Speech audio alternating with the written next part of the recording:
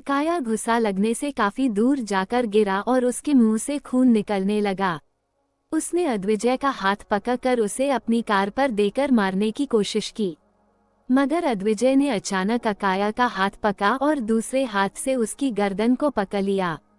अकाया ने मौका देखकर अपने पैर से अद्विजय के पैर पर वार किया और अपने आप को छुड़ा लिया। फिर वो हंसते हुए बोला, ये एक्शन मोड तो तुम बाद में दिखा सकते हो, तुम्हें नहीं लगता पहले अपने परिंदे की तुम्हें परवाह करनी चाहिए। अद्विजय ने अपनी सरसरी नजरें आरोही पर डाली जो कि धुएं की वजह से खास रही थी।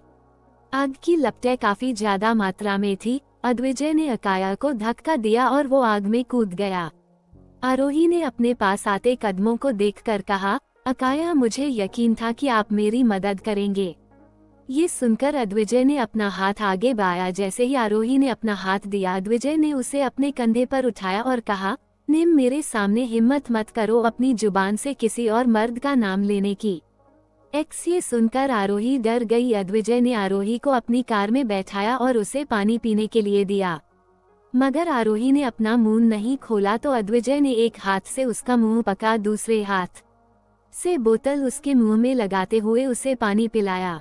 आरोही खांसने लगी। पानी बिखरने की वजह से उसकी टॉप भी गीली हो गई थी। अद्विजय ने अपनी कार के इंजन को ठीक किया और वो कार में आकर बैठ गया। कार ड्राइव करने से पहले उसने भीगी आरोही को देखा, फिर अचानक उसने अपना हाथ आगे बढ़कर टॉप को फाड़ दिया।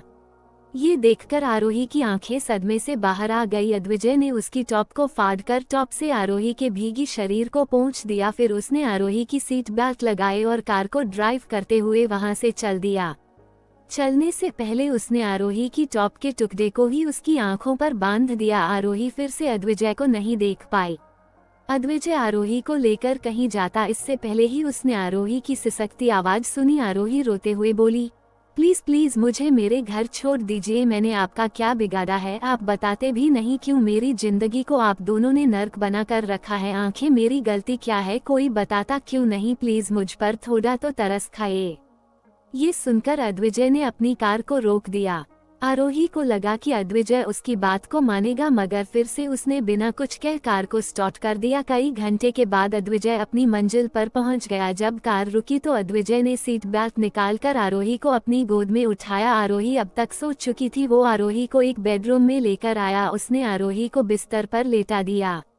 उसने ध्यान दिया तो आरोही सोते हुए अपना मुंह खोलकर सोई हुई थी और उसके मुंह से पानी निकल रहा था। उसने अंगूठे से आरोही के होठों से पानी पोंछा। तभी अद्विजय को बाहर से कुछ आवाज आई और वो बाहर आया। एक नौकर डरते हुए बोला, साहब आपकी कार की डिग्गी में कुछ है, बार बार आवाज आ रही है, ऐसा लग रहा है कोई। इतना कहकर वो रुका और आगे बोला, साहब कोई भेड़िया तो नहीं। ये कहकर वो नौकर डरने लगा। अद्विजय उस नौकर के साथ बाहर गया तो उसने अपनी कार की बैक डोर को खोल दिया। उसने वहां देखा तो एक छोटी सी 5 साल की बच्ची थी जिसने सफेद कलर की फ्रॉक पहनी हुई थी। उसके बाल कमर तक लंबे थे। वो काफी प्यारी थी, मगर सबसे अजीब बात ये थी कि उस बच्ची के माथे से खून निकल रहा था। नौकर ने उसको देखा तो चिल्लाकर बोला, भूत भूत। वहीं आरोही को अगली सुबह अपनी माँ की बहुत याद आई और उस रात के आग लगने वाले सीन को याद करके उसे तेज बुखार तक चढ़ाया था। अद्विजय जब उसके कमरे में आया तो बुखार से वो तप रही थी, मगर अद्विजय उसकी हालत को न देखकर बढ़ रहा था। जब उसने आरोही को कांपते हुए देखा तो उसने आरोही का हाथ पकड़ा। आरोही अपनी आंखें खोलने वाली ही थी, तभी अद्विजय ने टेबल पर रखे एक मास्क से अपना चेहरा ढक लिया। अद्विजय अपनी ठंडी आवाज में बोला, तुम्हें फीवर है? आरोही ने कहा, हाँ मैं जानती हूँ, तुम्हें इलाज की जरूरत है। अद्विजय ने कहा। आरोही ने कहा, नहीं मैं अपना इलाज नहीं करवाऊंगी जब तक आप मुझे यहाँ से जाने नहीं देते। ये सुनकर अद्विजय ने कहा, तुम्हें लगता है तुम मेरे सामने जीत पाओगी? आरोही ने कहा, हारने से अच्छा है जान गंवा देना। अद्विजय मुस्कुराते हुए बोला, डोंट वरी, बुखार इतना भी तेज नहीं है कि तुम मर जाओ, फिर भी तुम्हारा शरीर मेरी जागीर है, इसलिए बताओ कहाँ जाना चाहती हो तुम? आरोही एक्साइटेड हो गई और उसने कहा, मुझे मेरे हॉस्टल जाना है, अपनी माँ से मिलना है। ये सुनकर अद्विजय ने कहा, ठीक है, आज से हर वक्त मेरे कुछ आदमी तुम्हें स्टॉक करेंगे। फिर वो आरोही के कान के पास झुका। उसने आरोही के कान को चूमते हुए कहा, अगर किसी दूसरे आदमी ने तुम्हें उंगली भी लगाई तो अंजाम बहुत बुरा होगा।